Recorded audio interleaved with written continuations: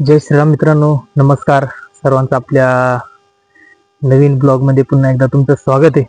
तर मित्रांनो, काल आपला व्हिडिओ न येण्याचं कारण म्हणजे तर जरा काम थोडं जास्त होतं, त्यामुळं थोडा वेळेचा काय होतं, दुपारचा थोडा वेळ भेटल्यावरती त्याच्यामध्ये एक दोन अडीच तास जरी भेटले तरी वेळ काढून व्हिडिओ बनवता येतो. एडिट करून पुन्हा टाकता पण येतो. 3, 3:30, 4 वाजेपर्यंत मी व्हिडिओ चॅनलवर टाकतो. पण काल सकाळपासून तर संध्याकाळपर्यंत कामच काम होतं, त्यामुळे काही वेळ भेटला नाही आणि त्यामुळे व्हिडिओ नाही पाडला. तर मित्रांनो, प्रथम तुमची माफी मागतो. आपल्या व्हिडिओला सुरुवात करू मित्रांनो. तर व्हिडिओ असा आहे मित्रांनो, आपल्या आयुष्यामध्ये आपल्या वडिलांचं स्थान किती महत्वाचं आहे आणि एक त्याचा अनुभव मला लहानपणी आला होता. म्हणजे 8-9 वर्षाचा असताना, त्यावेळेस 9-10 वर्षाचा ज्यावेळेस कोणी पण असतं ते थोडं थोडं समजतं त्या मुलाला. तर अशीच माझ्या आयुष्यामध्ये ती घटना घडलेली मला, म्हणजे त्याच्यातले थोडे थोडे हे आठवते, पण सगळी स्टोरी मला आईने सांगितली होती, त्यामुळे ती माझ्या पूर्ण लक्षात आहे. आणि तर आपल्या आयुष्यामध्ये आई वडील किंवा वडील असणं किंवा आई असणं किती महत्वाचं असतं, तर याची प्रचिती मला त्यावेळेस आली. त्यावेळेस म्हणण्यापेक्षा मला आत्ता कळते की बाबा, आपण जर त्यावेळेस खरंच आपले जर आई वडील नसते तर आज ही दुनिया, जर त्या टायमाला जर त्या प्रसंगामध्ये जर माझे वडील नसते माझ्या पाठीमागे, तर आज ही दुनिया मला पाहायला भेटली नसती आणि तिथंच काहीतरी आगळं वेगळं झालं असतं. तर मित्रांनो, पण ही सत्य घटना आहे माझ्या सोबत घडलेली. त्यामुळं मित्रांनो, मी 9 वर्षाचा होतो त्यावेळेस, काहीतरी 3री किंवा 4थीला असेल. तर 4थीला असताना शनिवारचा दिवस होता. पहिली गोष्ट म्हणजे आमचं गाव आहे आणि आमच्या गावाच्या बिलकुल खेटून एक नदी गेलेली आहे आणि नदीच्या पलीकडं एक छोटंसं शहर आहे. तर त्या ठिकाणी आठवडे बाजार असतो शनिवारचा. तर आमच्या तिथून म्हणजे आसपासचे जवळजवळ 10-15 गावातील लोक त्या आठवडे बाजारात येतात, त्यामुळे तो आठवडे बाजार भरपूर मोठा असतो. आणि असाच एक शनिवारी आठवडे बाजार होता आणि तर मला माझी केस वाढलेली होती, भरपूर केस वाढलेली होती. शाळेत सर लोक मला बोलायचे, तर मी 2-3 वेळा घरी सांगितलं का मला सर लोक हे सांगतात केस कापून. मग ते आईजवळ सांगितलं, आईने वडिलांना सांगितलं आणि त्या शनिवारी काहीतरी आमच्या शेरडा का काहीतरी होते, त्यांचे करड असत, तर ती करड विकायला न्यायची होती. आणि कसं राहतं शेतकऱ्याकडं ॲट अ टाइम पैसे नसतात. काही तुमच्या घरून म्हणा, आता शेळी पालन म्हणजे 4 पैसे तुम्हाला फायद्याचे असतात, तर त्यांच्यापासून जे पिल्लं होतात, करडं होतात, तर ते करड विकून घरचा बाजार भरणं म्हणा किंवा मुलांना शाळेसाठी पुस्तकं किंवा अशा बऱ्याच गोष्टी असतात प्रपंचामध्ये.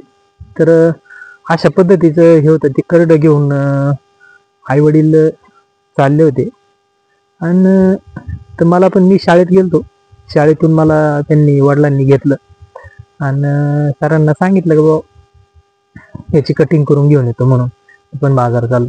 तर मला त्या शाळेतून वडिलांनी घेतलं, सायकल होती वडिलांकडे त्यावेळेस, सायकलीवर बसवलं. आणि काय होतं, लहानपणीचा एक आनंद वेगळाच राहतो. तुम्ही आता आठवडे बाजारात जायचं म्हणजे प्रत्येकाच्या आयुष्यामध्ये हा क्षण येतो आणि प्रत्येकाला एवढी उत्सुकता राहते खतरनाक की विचारू नका. तर मित्रांनो, बाजारात गेलो. बाजारात गेल्यानंतर त्या आठवड्या बाजारामध्ये ती करड विकली आम्ही.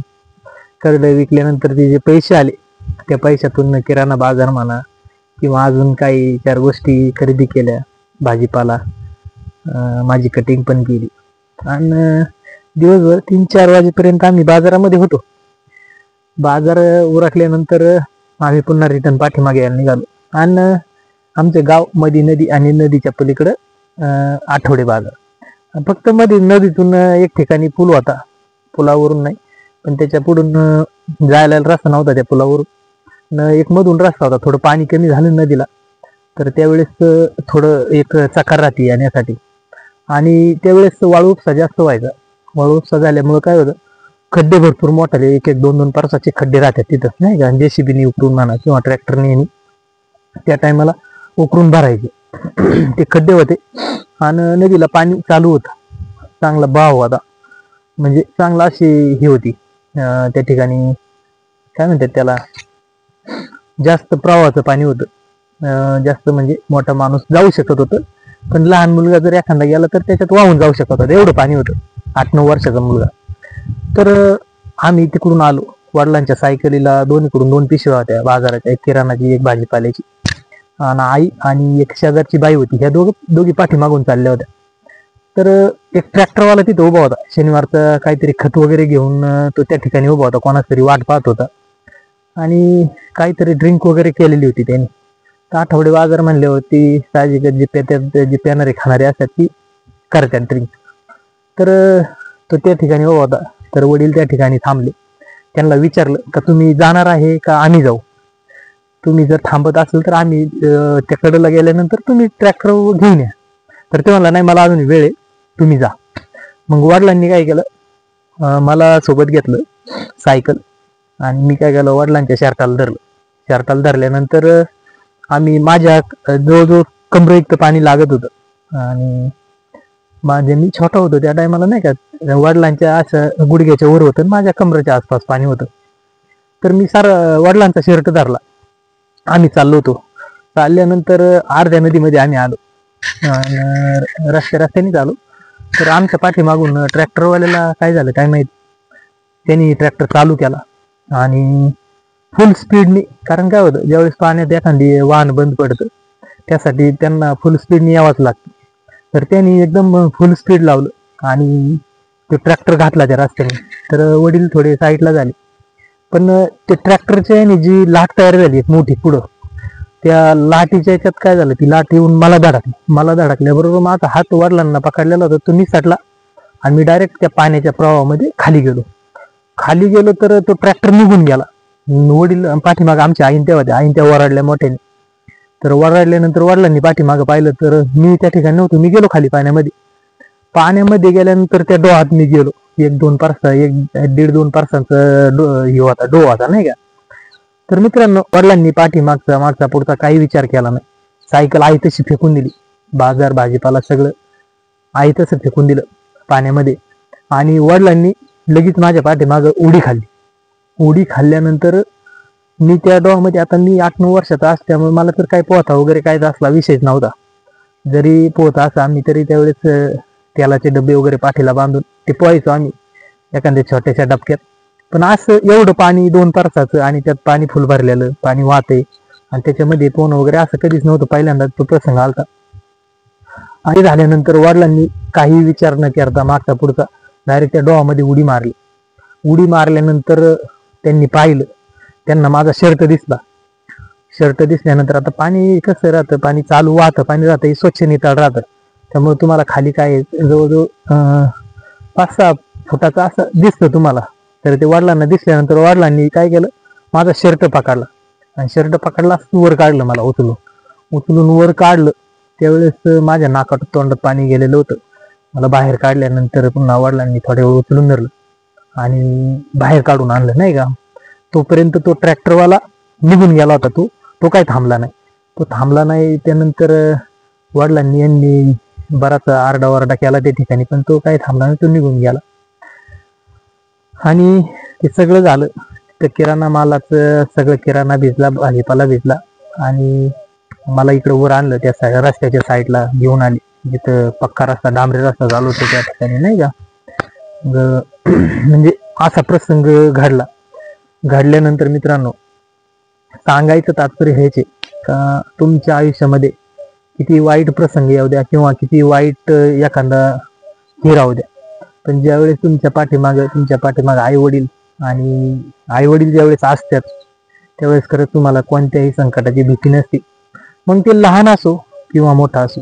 आपण लहान असो त्यावेळेस तर आई वडिलांचं आपल्या पाठीमागं असणं खूप गरजेचं आहे, आणि ते असतातच, त्यांना चांगलं वाईट कळतं किंवा चांगल्या वाईट प्रसंगात आपल्या पाठीमागं असतात. पण आपण ज्यावेळेस आयुष्यात पुढं जातो, मोठं होतो, त्यावेळेस सुद्धा त्या आई वडिलांचा पाठिंबा किंवा त्यांचे विचार किंवा त्यांचे आशीर्वाद आपल्या पाठीमागं असणं खूप गरजेचं आहे. आणि असाच माझ्या आयुष्यामध्ये हा किस्सा घडलेला मित्रांनो. तर आज मी जी दुनिया पाहतोय, जे जन्मानंतर पण मी म्हणजे माझ्या आयुष्याचा दैन होऊ शकत होता त्या ठिकाणी, पण वडिलांनी एवढ्या शिस्तातीने म्हणा किंवा एवढं चंचलपणे त्या ठिकाणी हे करून मला बाहेर काढलं त्या पाण्यातून आणि माझा जीव वाचवला. आणि आज जी काही दुनिया पाहते त्या वडिलांमुळे मित्रांनो. आणि आता असं वाटतं का त्यावेळेस जर आता आठवलं ना का बाबा त्याच वेळेस जर आपल्या वडिलांनी जर ही गोष्ट जर तत्परतेने केली नसती तर आजपर्यंत आपण ह्या ठिकाणी नसतो. किंवा वडील कुठंतरी आज पण लोकांच्या शेतामध्ये म्हणा किंवा लोकांच्या हाताखाली किंवा लोकांची कामच करत असते. कारण काय होतं ज्यावेळेस आई वडिलांची परिस्थिती कष्ट करण्याची त्यांची तयारी राहते भरपूर, पण ते कष्ट कुठपर्यंत पाहिजे, जोपर्यंत मुलं तुमच्या हाताखाली येतात ना तोपर्यंत ती पूर्ण कष्ट ताकदीने स्वीकारतात. पण ज्यावेळेस त्यांना कळतं का बाबा आपला मुलगा खरंच काहीतरी करतोय किंवा आपली परिस्थिती हा बदलू शकतो, आणि त्यावेळेस ते काय करतात, थोडी माघार घेतात, कष्टाला थोडं हे करतात आणि मुलाला थोडं पुढं जबाबदारी त्याच्यावरती टाकतात.